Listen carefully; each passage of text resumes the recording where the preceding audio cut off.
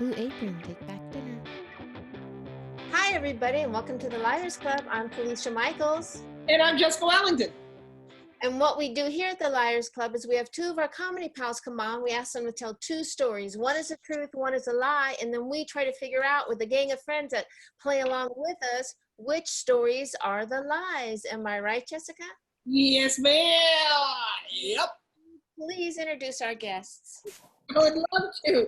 This first gentleman, I'm so excited he's here. And back again. Thank you so much. He has a hilarious Instagram. If you don't follow him, please do. He's a very funny comedian. This is DC Ervin. Thank you, guys. Thank you. Glad to be back. All right, our second guest. Second guest. Everybody knows him. He is one of my favorites. I always had a huge crush on him as a teenager. It has since passed. Don't worry. He's been in many movies, including Scream.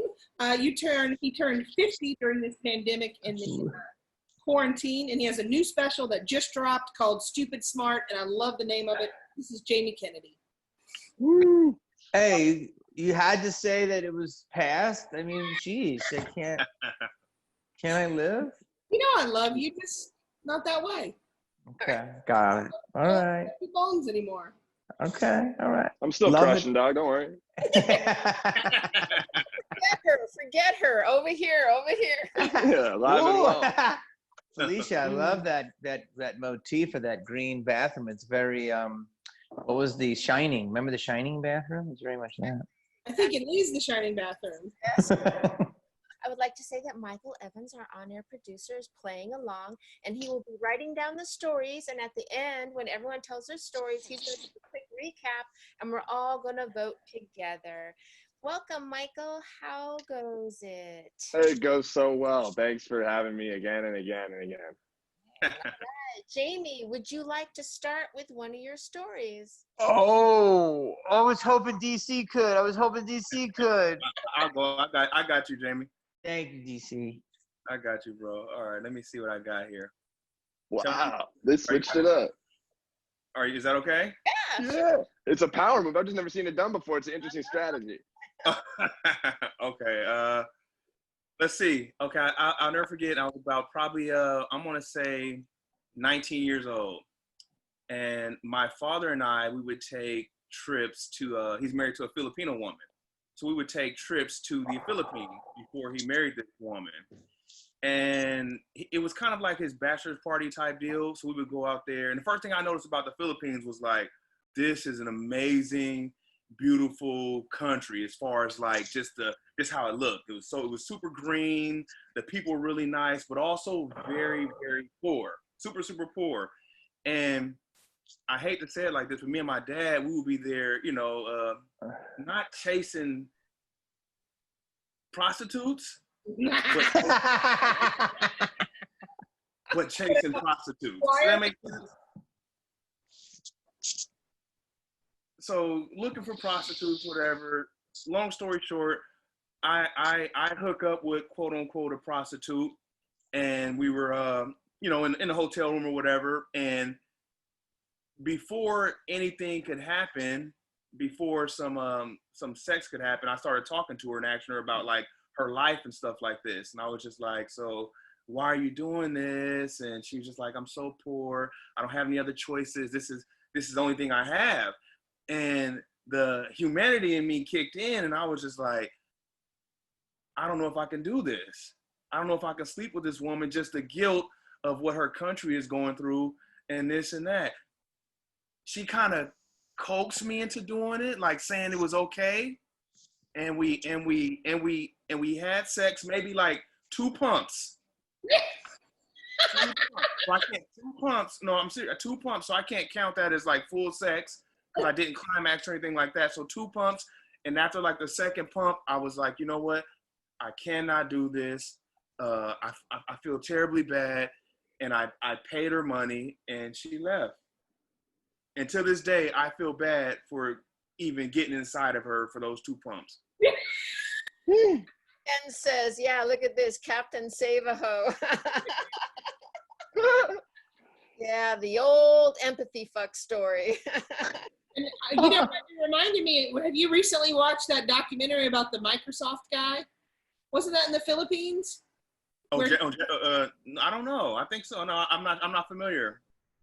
No, that's McAfee software, Jessica. Oh, that guy's wild. Yeah. Yeah, he's got some stories. Did he feel bad too? no, he didn't feel bad at all. Oh, okay. He still doesn't feel very bad, I don't think. He went in for more than 2 pumps. He went in for a few dumps, if you know what I mean. Oh, It's okay. something else. Yeah, I have a heart. You know, I have a big heart. Yeah. Yeah, okay, DC. Okay. Story though, because it's really out there. I mean, I thought it was gonna be all warm, and then my dad and me we went to go meet his bride, and then we got prostitutes. I was like, what? All right. Does anybody have any questions? Anybody? You said you were 19? Yeah, I was 19 years old, and and you know what I noticed the best about the Philippines? The best thing they had was fruit. I was more enamored with the fruit than the prostitutes. Wow. Yeah. The sweetest mango you'd ever have in your life. What was this woman's name? They called her Cherry. Damn. So it's all fruit down there. Yeah, they called her Cherry. Yeah. And after when I got back to the States, I kept in contact for a little bit with her. We wrote each other and everything, and we would she started kind of asking for money and stuff. And now I was like, she didn't seem like a money whore when I was there, you know? Well, she kind of did. She told you how poor she was, and that's why she was doing it. I know, Jess, but you know, you don't see those signs when you're laying in the bed with someone. Like, All Did right. you pay her for the 2 pumps?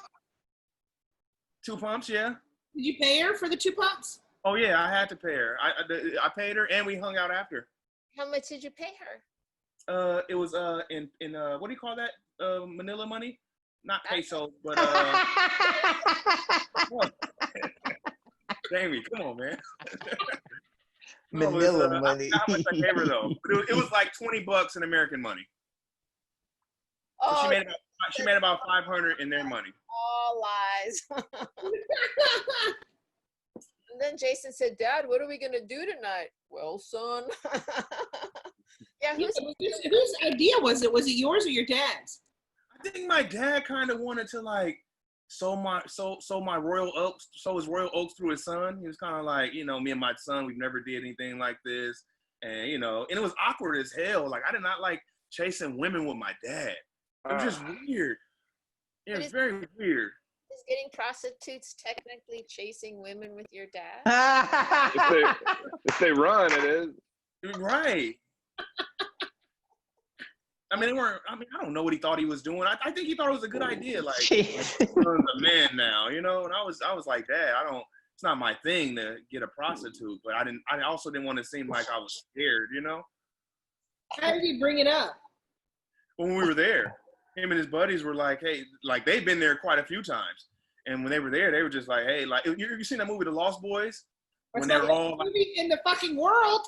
Yeah, exactly. When they were all like, when they introduced Michael to the other vampires, it was like that. Like I was a new vampire. Like they'd already been there doing the shit. And I was like, here's your blood, son. It felt like that. Oh, you ate the maggots and drank the blood. Yeah, exactly, Jess. It was exactly like that. All right. Well, let's move on to Jamie's story now. Jesus, when you said chasing prostitutes, women. Okay. I had a couple stories, but DC just inspired me, so I adjusted one. So, as you guys know, I've been in some movies. My last movie was called Tremor 6.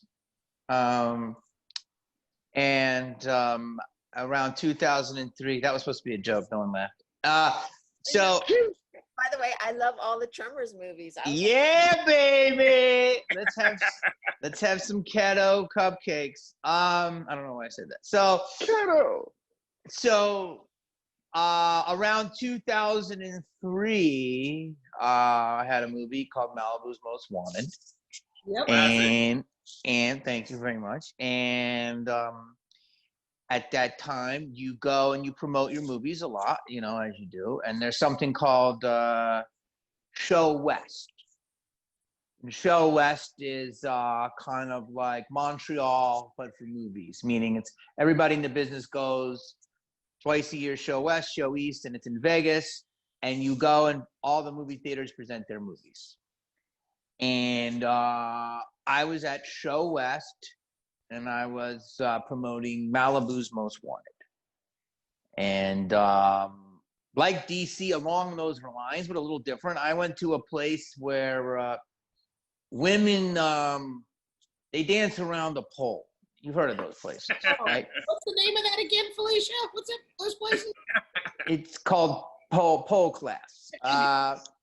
So right now they have drive-by ones, you know, watch the COVID. So I go to one, maybe DC's heard of it. It was called, I believe, Sapphires. It's a beautiful, I don't know, maybe DC, maybe not. Beautiful place, Jamie. Beautiful place. It's like a football field. It's beautifully done, well put together, air conditioned, wonderful meals.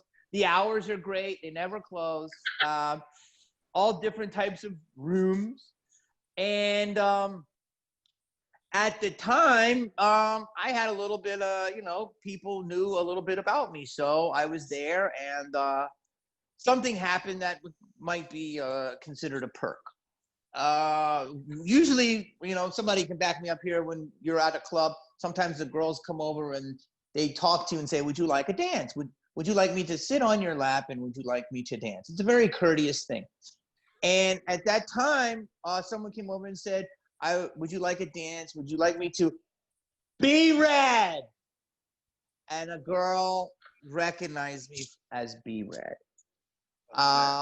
Long story short, we left the Sapphire and went to, I was at a hotel and I had a room, and we ended up talking and having a very nice evening. Talked the whole evening?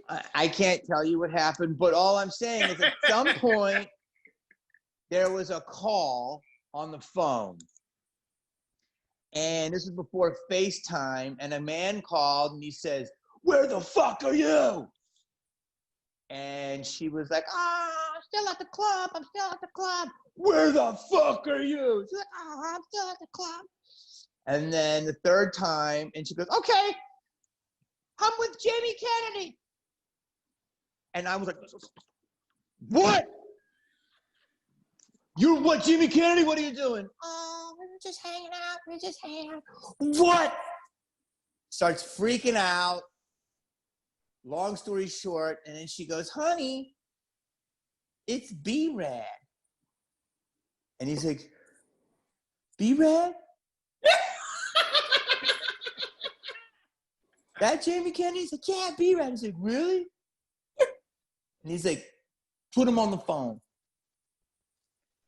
So I was on the speakerphone. This was at the time with the flip phones. And he asked me what happened. I explained to him nothing happened. He may have believed me, he may have not. And then he said, "Listen, if anybody could have did it, I don't like that it happened, but I love that it was B-Rad."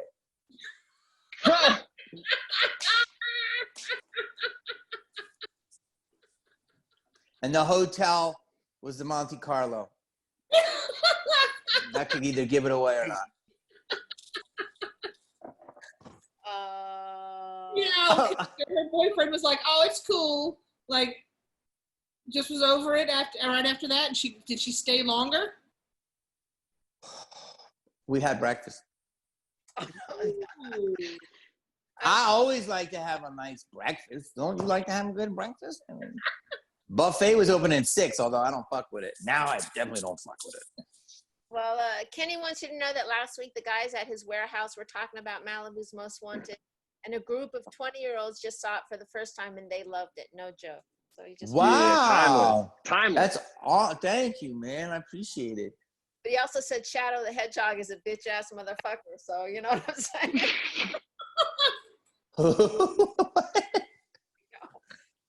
All right. So, well, I have many questions. And at first you said it was FaceTime, and then you said flip phone. That don't make no sense. No, I said there was no FaceTime. Yeah, but he also said he gets special treatment for being Jamie Kennedy, man. Maybe they had FaceTime on a flip phone for him back then. That's true. He was B-Red for He God's got sake. that shit early. Yeah. I mean, if you can fuck somebody else's bitch and get away with it, he could probably We never said the F. We just said it was a nice night. I believe him. Let me ask you this, Jamie. Was it more than 2 pumps? I'm barely more than 2 pumps now, but I would say I think it was 2.5, 3 pumps. All right, we're going to move it on unless anyone has anything they would like to ask. I want to welcome Jason Marino, Jason Borland, and Kenny, who also goes as Northwest Ken. Welcome. Nice to see you, Jasons. And DC, let's go to your second story. Actually, one thing, I'm so sorry. Sure. It's so funny that Jamie has so many trimmers for only 2 pumps. Yeah, fucking roasted. Sorry. All right, DC. Okay, this one story's kind of heavy, but so don't. Oh shit. You don't cry or anything like that, but it's pretty deep. So when I was about, maybe I'd say about 12 years old, my first job I've ever had was selling candy. And this guy named Louis, a Puerto Rican guy named Louis would come around to our neighborhood and pick up a couple of about 5 or 6 kids or whatever. And we would go to like upper scale neighborhoods and knock from door to door, you know, selling candy. And I would sell a lot too. Like there were 5, look, it was a ripoff though, because it was $5 a box. And we would get, if we sell one box for $5, we would get $1.25 per, that's what we took home. So you sell 10 boxes, you know, 12 years old, 15 bucks. That's a good day at McDonald's, you know? But anyways, so I would sell this candy, drive us around this van, and the van was like a like one of those you know, those, I don't want to say pedophile van, but I want to say van, just the white vans with no windows. That's So pedophile. yeah, pedophile van.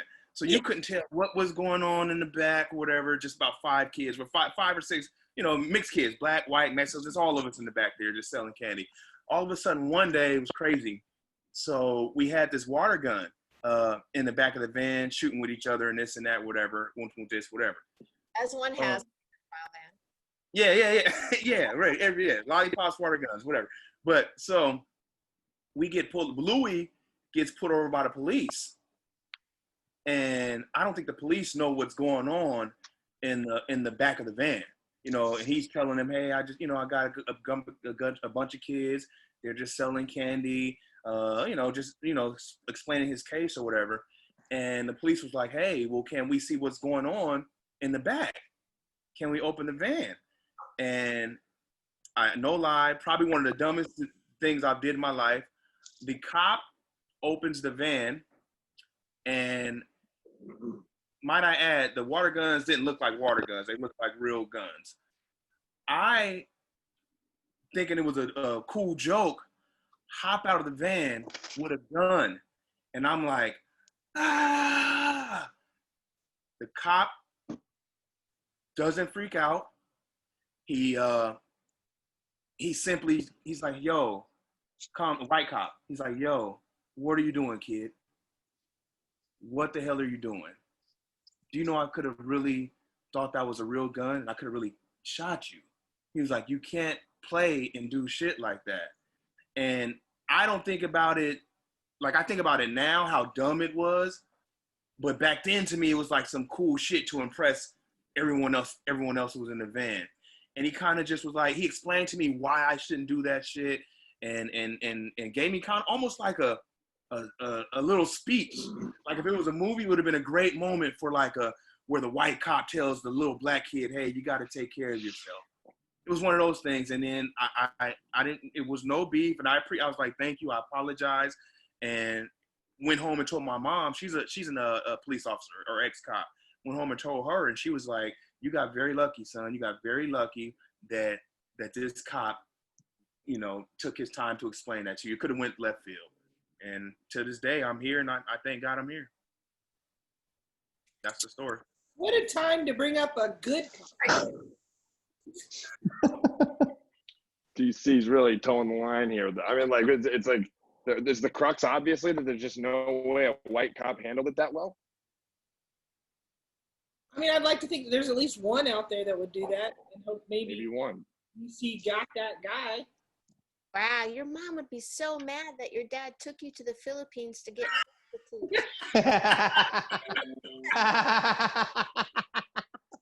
That's a great point. It would be fucked up if that's your story and it's a lie. That would be also fucked up, you know? And Right.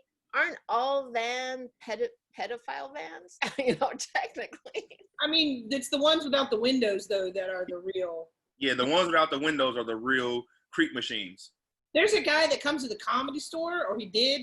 He would drive up in his van, no windows, and then he had an outside padlock on the sliding van door. Is that not creepy? That's Jessica, creepy. everyone would escape without the padlock. What do you even? What? Oh, Everyone would escape that's trapped in the van if we didn't have the padlock. I know. All right. Any questions? Jason Marina, do you have a question? Any? I was saying that you would think that his mom, being an ex-cop, would have taught him the lesson ahead of time to not carry around a play gun that looks like a real gun and to brandish it around police officers.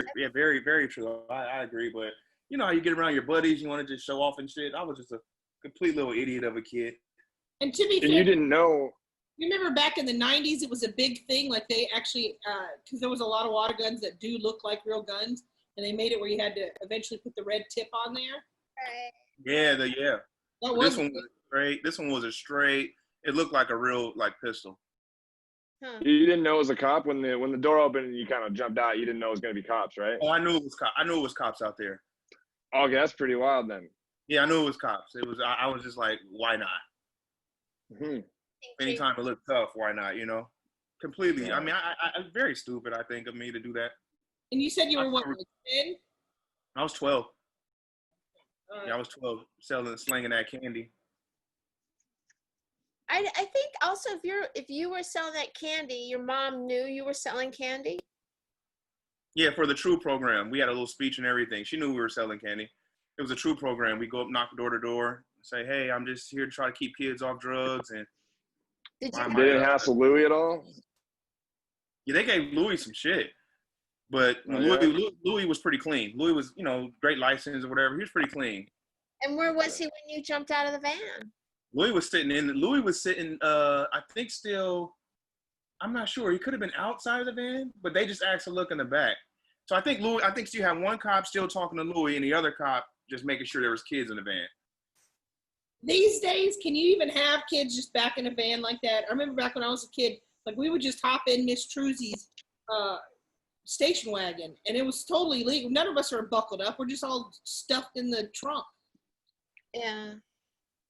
You know, someone, I don't even remember who this was that used to do it. It's kind of a hack joke, but about on the Enterprise, no one wears seatbelts.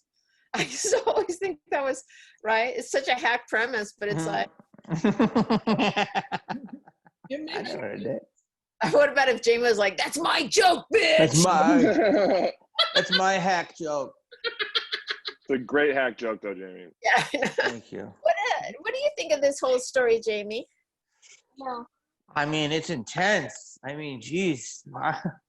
Well, you.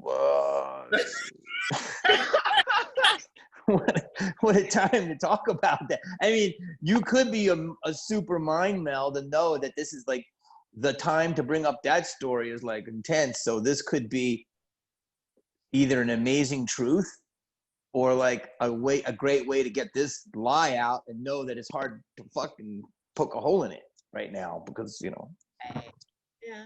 I don't know. But Yeah, I want to believe it's true. But I don't know. It seems like you and your dad had a nice relationship, so I don't know. However, it does sound like a true story. Maybe it's not Yeah. a story though. Yeah, but man, I don't know. It's like it's making me want to think it's true because DC does like this nice sentimental job at kind of he cranks up that, you know, there's some sympathy shit going on, but I'm saying he's a soulful dude. You watch his Instagram and stuff, he can make something sweet. He can make something touching. I'm not just going to go since this is a sentimental topic or a sentimental ending. I mean, DC can cook that up is what I'm saying in fewer words next time. And did you tell your mother what you did, DC, when you got home? Did she ever find out? Yeah, Mom. Yeah, she told me, she was like, "Hey, you got lucky. You got extremely lucky." She was like, you shouldn't do things like that, because I was completely in the wrong. I was 100% wrong, and I felt 100% wrong. Like after I did it, I was like, "Damn, what was I thinking?" How old were you? 12. I mean, that's something a kid would do by mistake. You're innocent. You're innocent. Jason, what are your thoughts? I smell a true story here. I think this. I'm not sure it's his true story, but it smells like a true story. I want to say it's a lie because I think his mom would have come back and whooped his ass. Yeah. But sometimes when you're a mom and something is so fucking serious, whoop the ass is before. It's like I always tell my kids, don't worry about if I'm stomping around. You worry about when I'm quiet. You worry about when I'm, doing that. And so that I would kind of get. So, all right, let's move on to Jamie's second story. The homework. So I'm gonna make. This was a different time. This was early in my career. I started getting auditions. And one of my first jobs was a show called Unhappily Ever After, and it was by the creators of It was the bunny, right? Yeah, with Bobcat. Yeah. And don't Google. And I got that, and from that, when you get like your first guest spot, you're able to, get more auditions. So I got more auditions, and I got an audition for a pilot, and it was with Henley Winkler because it was the same casting director, and it was for a show called Monty. And Monty was about a guy, Henley Winkler, he was a teacher. And the eventual part went to David Schwimmer. And it went like 6 episodes and it went away. Then I was starting to get more auditions, and the casting director brought me in for a new show called Friends. And I went in at the audition. And they said, you are not friend material. Well, at the time, I didn't have my Duck Dynasty. So I went in and I auditioned, and I saw David Schwimmer. And I auditioned once, went back again twice, went to network twice. And I got the role of Ross. You were going to be Ross, a paleontologist? I got the role of Ross. Wow. Then 2 days before, the network came and said, he's just too young. Like, look at the guy. He's a little younger than them, but he seems younger. I was fucking devastated. And I fucking was so upset. And my agent's like, you're going to get the next one. And it ended up going to David Schwimmer. Ooh, you really don't know what to think of this one. Those 2 roles in a row went to Schwimmer. Yes. You know what? Fuck. I'm mad at Schwimmer. I could see that because I actually went to network for Friends. Wait, let me tell you the role. Kudrow? Did you go for Kudrow? Right?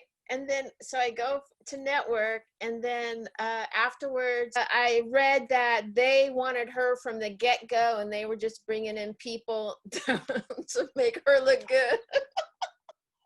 Really? They do that? That happens a lot. Yeah, that happens a lot. And because she had been on Mad About You, so they wanted her from the get-go, but they had to bring other people just to do the exercise of bringing in different people. And so, but to me, it's like, yeah, I wouldn't have done a great job at that. But at the same time, it was like, God, why'd you got to torture me like that? You know how hard that was? It's hard to go into networking. I'm not a good auditioner. I have an addendum when we discover all this at the end, because you just made me think of it. Uh-oh. All right. Uh-oh. All right. What are your thoughts? As a paleontologist, because you were so young at the time. So that seemed odd. No, but we're not really that far apart in age. Really? Look it up. He looks so much older than you. He's just more mature. That's true. You know, I'm like 15. I just happen to have a house. Just because like, now you're sexier to me, babe. No, but like me, Lovitz, and Paulie all in the same room. Are we maybe 17? I mean, we're all the same age, right? So. Jason Borland says that he saw a tell. Jason, would you like to tell us about that tell? Basically, it was an adrenaline rush, and Jamie, like I'm playing a game now, and this is super fun, and that was his tell. And the first tell was getting super uncomfortable. Like almost like watching a 4-year-old tell what they know is a lie, but trying to make it look like the truth. And just read as a tell both times. And when they did the first tell, when he did the first tell, he went like this as he did it. So it's like, okay, I don't think you're Carol Burnett, but that's definitely a tell. So wait, hold on. Is this guy a poker player? Who is this guy? We don't know. David Tell. I thought he was a professional tell guy. He said he's David Tell. Professional tell. Dude, we lie all the time. We are liars. I'm a liar on the Liar podcast. I lie on stage. I lie in front of cameras. I lie to my agents. I lie to cops. We all lie. So who can you tell? Yeah. Hard. All Damn, right. I got deep. Come on, Felicia. Poke a hole in me, baby. Okay. Well, it all does seem plausible, but I think it would be very easy to kind of plug yourself into that situation because maybe someone else told you that story. But I do also see at the, but I get that they might have seen you being younger. Yeah, but it was in '94, and that's when I started to pop. Started to get little auditions and stuff. But when did you actually get facial hair? What was that? That was about 2 weeks ago. Yeah, right. I pride myself. I was Johnny Depp for a while, and I mean in the chest. Like, he doesn't have any chest hair. It took about 38, I started growing chest hair. I almost think that this one's true because I think he was trying to throw us off with the, homework. So I think it was homework to find a... Well, it is. No, it's like I got a lot going on. We all have stuff. We all having productive pandemics. And then I talked to you about this before. I was like, homework, because we do. It is. These are homeworks. Like, we can't just talk. I got a homework. I got to get in my books. I got to look through my journals. I got a lot going on. Yeah, that makes sense, Jamie. Right, D? All right. Well, let's go ahead and go to Michael. Michael, will you please do the recap? Yeah, we're going to start Michael. with DC here. So DC's first story, he's probably 19, and his dad wifed a Filipino at some point. So they would take trips there before the marriage. It's a beautiful country. DC really enjoys the place. It's like real lush and green. It's also very poor. And he and his dad were there, not exactly like chasing prostitutes, but they were kind of chasing prostitutes, So he's in a hotel afterward with one of the toots, and they're like deep talking life, and he gets into like this, why are you doing this? I don't think I can do this. He's having some guilt about going through with the sex and all that, and she talks him into 2 pumps, and he feels bad and pulls out, pays her, and he leaves. He pays her some of that Manila money and shit, and he gets out of there. I guess that's it. Second story, this is his first job. He's 10, he's selling candy, and there's this guy, Puerto Rican guy named Louis, that would take him up into the nice neighborhoods to sell the candy. So he's got a panel van full of kids this one time that are playing Super Soaker and back, and he gets stopped by the police. And when the police come to open the van doors, see what's going on the inside, a young DC hops out with a water gun that looks a lot like a real gun, and he's screaming and he's putting in the cop's face and shit, and the cop doesn't freak out. It's a white cop. He's handling it very well. It's a good moment, a learning experience. DC goes home safely, having learned a thing or two, seeing the error in his ways. His mom was a cop, and she's like, "Yo, why would you do that?" And blah blah blah. And everything was great after that. Those are DC stories.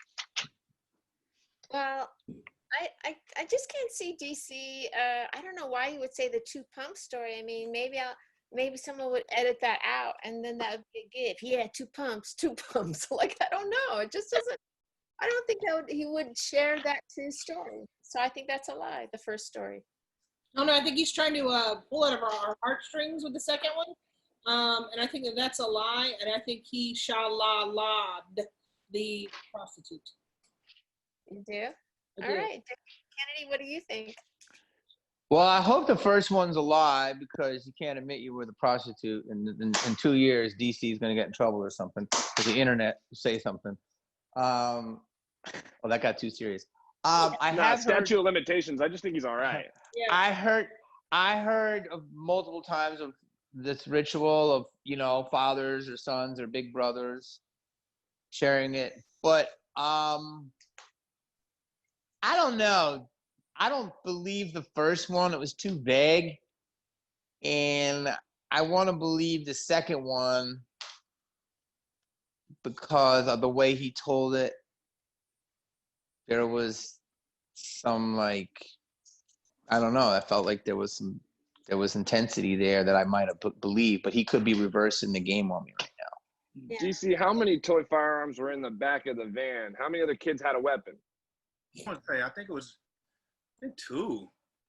Did they jump out and kind of get wild with the weapons too, or was it just you looking crazy by yourself? Oh, it was just me looking like a jackass. It was just me. See, Yeah. DC, how many wives did your dad have? Was that first wife, second wife, third wife? That was my Lola. That's my Lola. We call her Lola. She was the third one. So he tried it like a couple times, and then the third one was the charm. So Lola was the one who actually. So did he go black Lola, black, white Lola, white? I don't know what he meant. Black Filipina Lola. Okay, so what was Lola? She's Filipino. We just call her Lola. Lola means grandma in So Filipino. black and then Filipino. Yeah. And is your father still with us? Yeah, he's still here.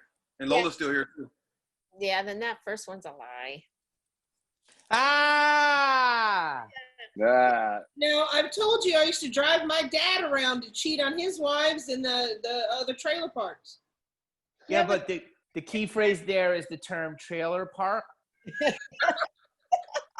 Did you also dip everything in Velveeta cheese? Fuck yeah. Fuck yeah, dude.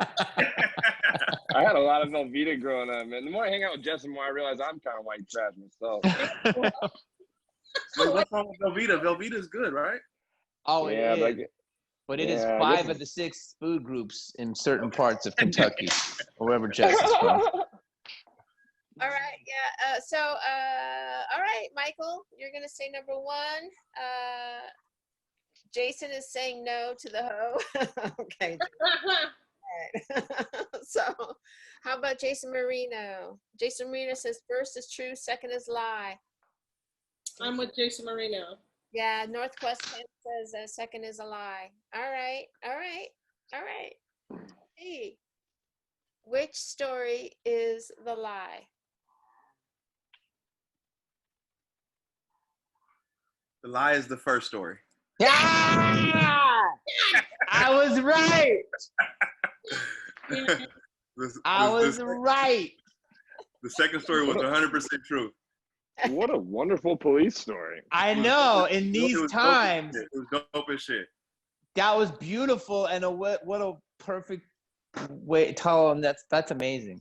Where did you grow up again? So where was this? Who, me? Yeah. Bay Area, so Northern California. But I grew up in a little city called Vallejo, 40 minutes from like San Fran. But it happened in a little city called Vacaville, California, by Sacramento. Yeah. Wow, you're so lucky. You're so lucky. Mm. That was my biggest fear when my boys were little. That's so scary. All right, so let's move on to the recap of Jamie's stories. All right, and Jamie's first story. This is 03. He's just done Malibu's Most Wanted. They filmed the movie. He's got some promotion to do for the film, and so he goes to Show West, which is like Montreal, but for movies.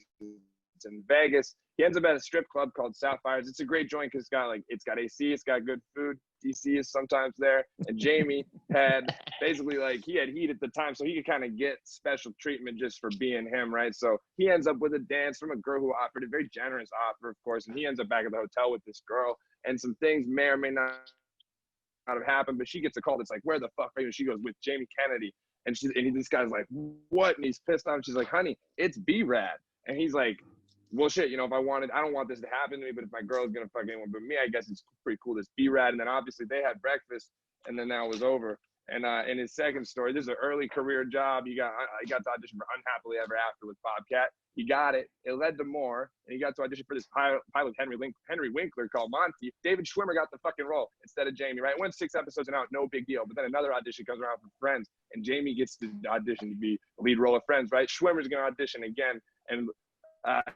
I guess Jamie lands the Ross role, supposedly. And then 2 days before, Network came and just said, "You're just too young. We're gonna go with Schwimmer." Fuck David Schwimmer, man. If this story's true, I got crazy resent for David Schwimmer. I'm Team Jamie.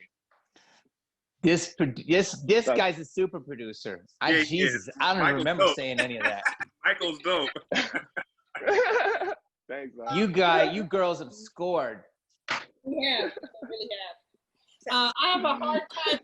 The thing is, I want to believe the second story since Felicia brought up that it happened to her.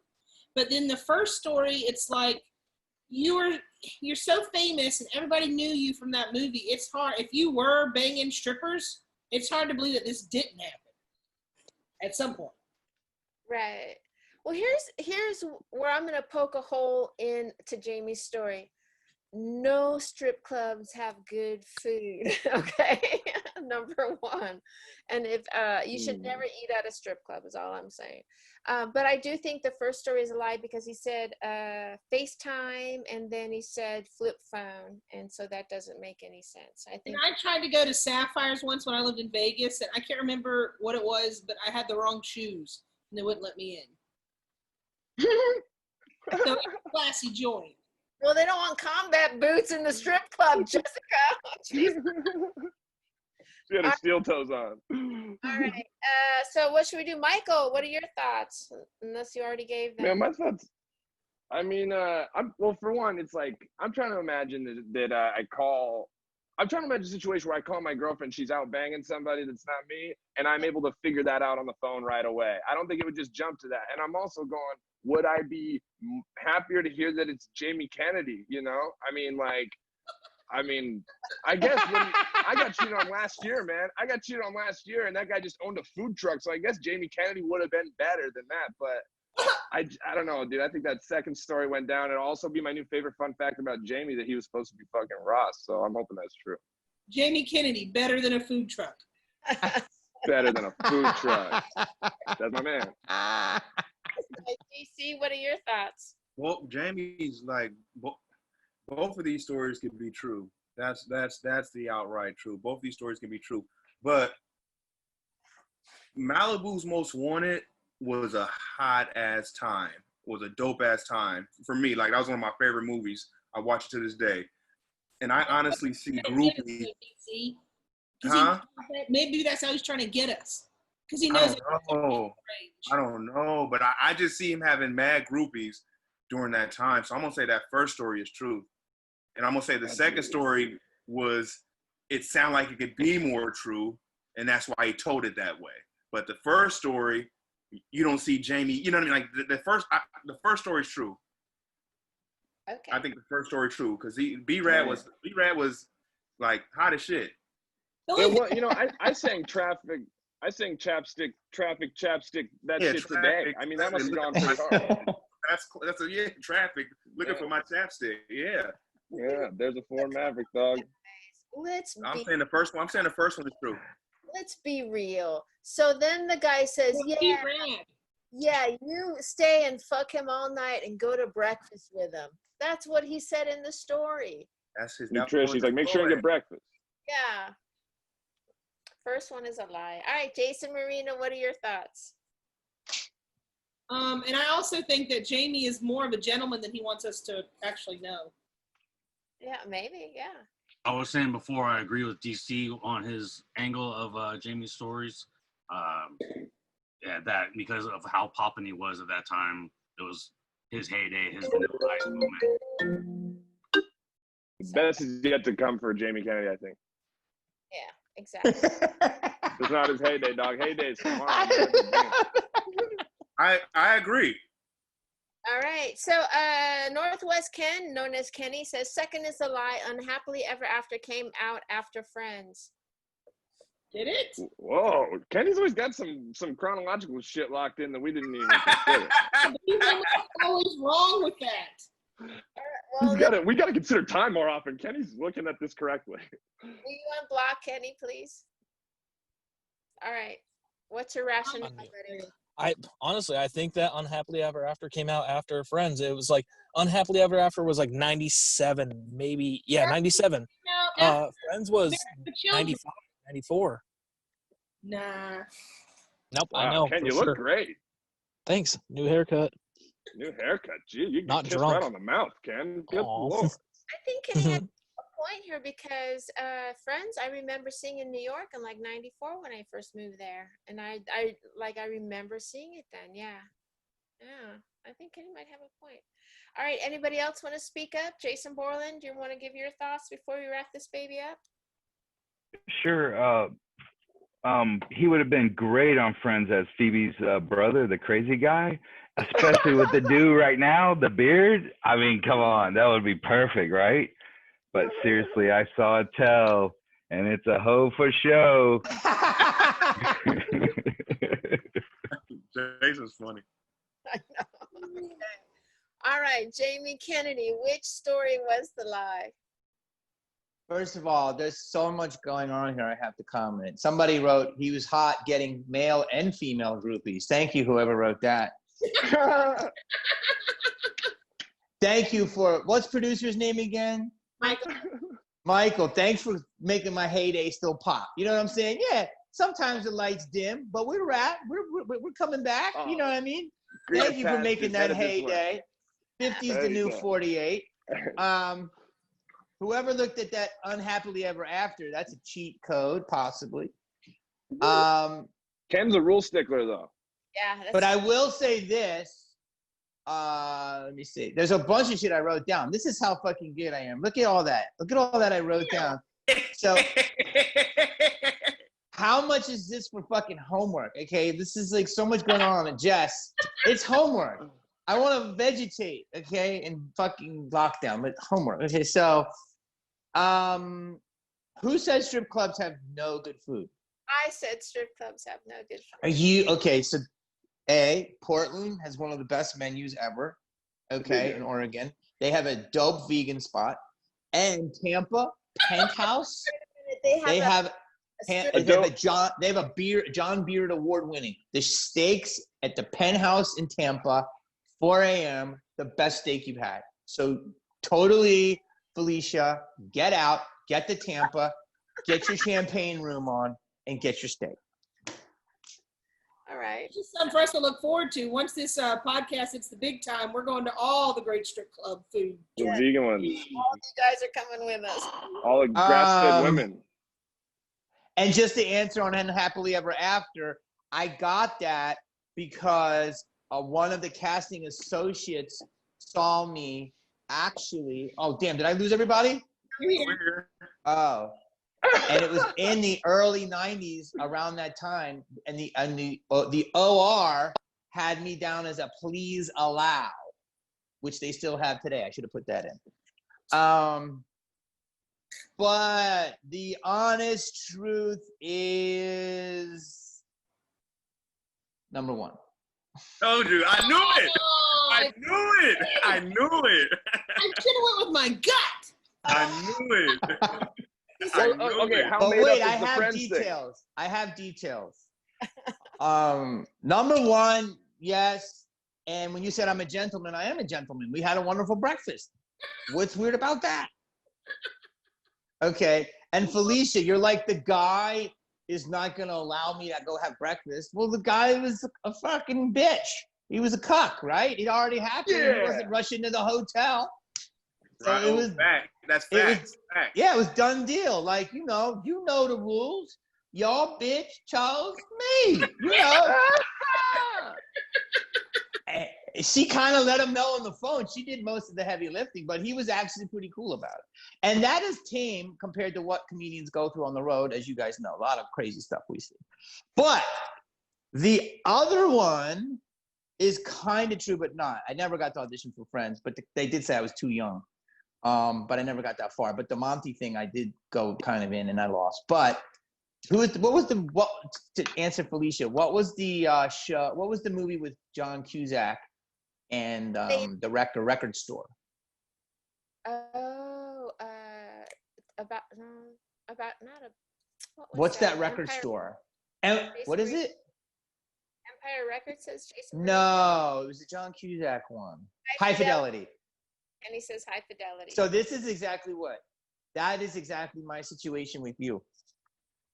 There was a time where I was like second in line to Jack Black, and he had that role, went back 2 times. They weren't sure. He wasn't sure if he was going to do it, and I was in the wings. I don't know how close I ever got, but I definitely had a lot of meetings on that movie. So that is true what you said. All right. Yeah. I was gonna say you had the chance, Jamie, to relive some beautiful moments from your past. From my heyday. Yeah. Now I just gotta go. I'm gonna go out to the store, get some fucking milk, non-dairy. I gotta come. My heyday. Wow. Awesome. Where can people look for any of your shows that you might have coming up virtually or otherwise now that we're slightly opening up here in Los Angeles, and or maybe you want to direct someone to some of your work, DC?